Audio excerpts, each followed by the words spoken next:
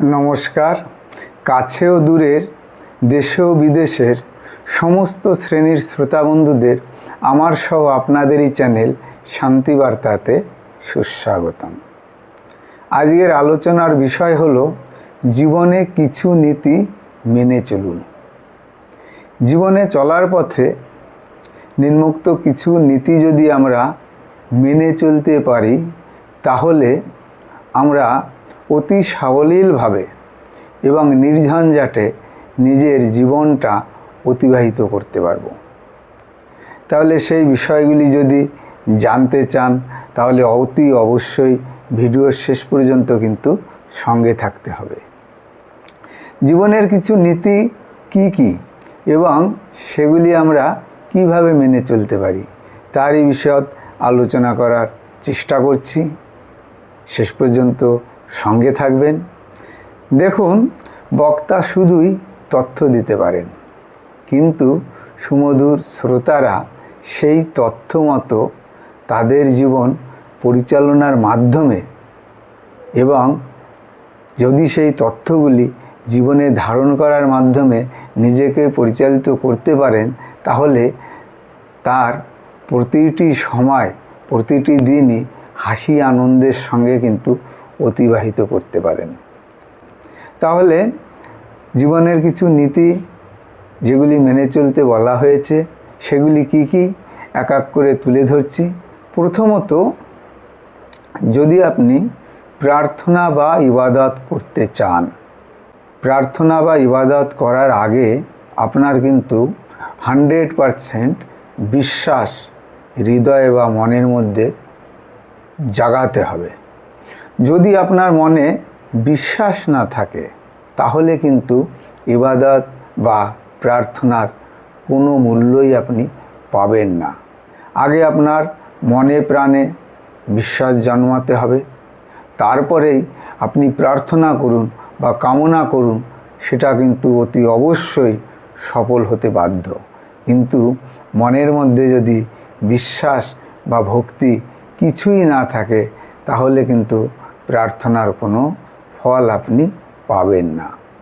2 নম্বরে, যেটা আমরা সবাই কম বেশি কথা বলার জন্য ব্যস্ত হয়ে পড়ি।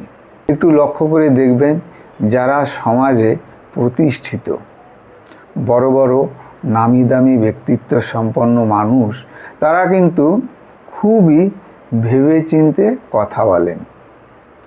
আগে মনোযোগ সহকারে প্রত্যেকটি কথা শোনেন, সামনের যে ব্যক্তি থাকেন তার প্রত্যেকটি কথা হৃদয় দিয়ে অনুধাবন করেন এবং পরিশেষে সেই কথার পরিপ্রেক্ষিতে খুবই সংক্ষেপে এবং অর্থ ও যুক্তিপূর্ণ কথা প্রদান করেন।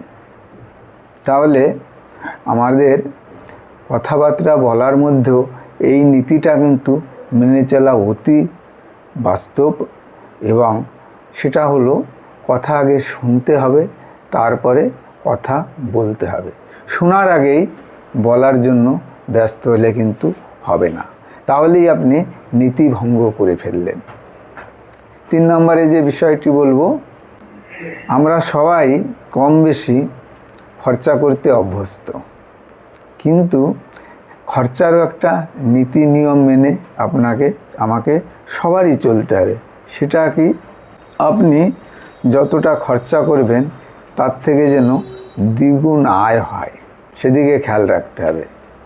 আপনি সেটা প্রয়োজনে খরচা করুন এবং তার থেকে বাড়তি খরচায় একদমই যাবেন না, কিন্তু খরচার সঙ্গে সঙ্গে আয়ের দিকেও আপনার খেয়াল রাখতে হবে যে আপনার ইনকামটা ঠিক কত আছে এবং খরচা কত পার্সেন্টেজ হচ্ছে। কেননা সেভিংয়ের দিকে খেয়াল রাখতে হবে। 50% না হলেও 20% যেন আপনার আয়ের উপরে সেভিং করেন, সেদিকে কঠোর দৃষ্টি রেখে যদি না চলেন তাহলে ভবিষ্যতে আপনার নিজেকে পরিচালনা করতে বা নিজের জীবন অতিবাহিত করতে খুবই কিন্তু সমস্যার সম্মুখীন হবেন। সুতরাং খরচার যে নীতি সেটি হলো, খরচা করুন কিন্তু আগে উপার্জন বেশি করার চেষ্টা করুন। 4 নম্বরে যে বিষয়টি বলবো সেটি হচ্ছে, যে কোনো বিষয়ে কিছু লেখার আগে চিন্তা ভাবনা করে নেবেন।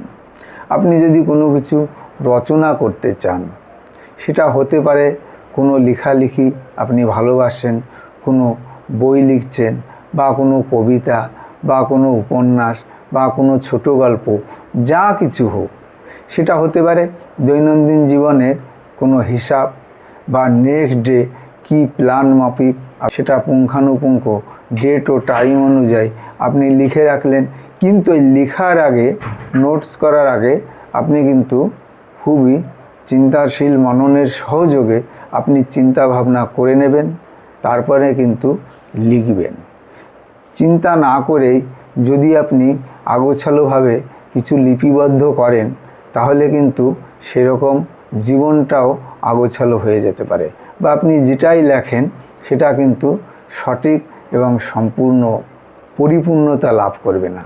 সুতরাং কিছু লেখার আগে অবশ্যই চিন্তা ভাবনা করে তারপরে লিখবেন।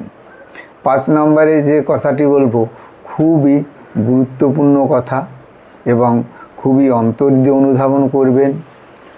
কোনো কিছু যদি সুফল না পান, তাহলে সেই কাজ পূর্ণ হওয়ার আগেই হাল ছেড়ে দেবেন না। হাল ছাড়লে কিন্তু চলবে না বন্ধু।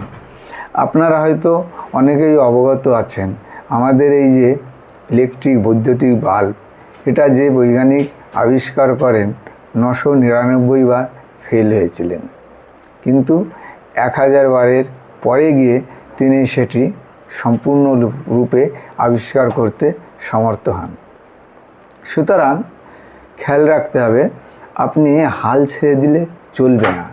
যদি আপনি ভয় পেয়ে পিছিয়ে আসেন, তাহলে সেই কাজে আপনি সুফল তো পাবেনই না, উপরন্তু আপনার যে দীর্ঘ সময় ও এনার্জি লস হলো, তার বেনিফিটে কিন্তু কিছুই রিটার্ন ব্যাক পেলেন না। সুতরাং আপনাকে অতি অবশ্যই হাল ছাড়ার আগে প্রচেষ্টা করে যেতে হবে, এবং যতক্ষণ না প্রচেষ্টায় সফলতা পাচ্ছেন ততক্ষণ হাল ছাড়লে চলবে না। 6 নম্বরে বা সর্বশেষ যে বিষয়টি নিয়ে উপস্থাপন করব, সেটা হচ্ছে মরার আগে বাঁচতে শিখতে হবে। কেননা আমাদের বাঁচার ইচ্ছা বা বাঁচার প্রচেষ্টা বা আশা যদি না থাকে, তাহলে কিন্তু আমরা জীবিত থাকতেও মরার মতন জীবন অতিবাহিত করব। সুতরাং মরার আগে বাঁচতে শিখতে হবে। সর্বদা এই নীতিগুলি যদি অনুসরণ করে সেইভাবে নিজের জীবন অতিবাহিত করা যায়, তাহলে জীবনে চলার পথের প্রতিটি পথ সুগম হয়ে উঠবে। যতই বাধা বিপত্তি আসুক না কেন, সেগুলো আমরা সাদরে অতিক্রম করে নিজের জীবনটাকে সাবলীলভাবে অতিবাহিত করতে সক্ষম হব। এই ভিডিওর মাধ্যমে যদি আপনাদের কিঞ্চিত পরিমাণে কোনো উপকারে আসে বলে মনে করেন, তাহলে অতি অবশ্যই বন্ধুবান্ধব বা প্রিয়জনদের ভিডিওটি শেয়ার করবেন, এবং শান্তিবার্তা চ্যানেলটিকে সাবস্ক্রাইব করে পাশে থাকবেন। শান্তিবার্তার একটাই উদ্দেশ্য, সেটা হচ্ছে মানুষের মানসিক দিক দিয়ে যেন কোনো বাধা বিপত্তি না আসে, তার সমাধান করার প্রচেষ্টা করা। এটি একার পক্ষে এগিয়ে নিয়ে যাওয়া কখনোই সম্ভব নয়। আপনারা অবশ্যই এগিয়ে আসবেন, চ্যানেলটিকে সাবস্ক্রাইব করে শেয়ার করে পাশে থাকবেন, এবং অতি অবশ্যই আপনাদের অমূল্য বক্তব্য কমেন্টসের মাধ্যমে পাঠিয়ে দেবেন। আজ তবে এখানেই শেষ করব। সবাই অনেক ভালো থাকবেন, সুস্থ থাকবেন, হাসি আনন্দে ভরে উঠুক সবার হৃদয়। নমস্কার।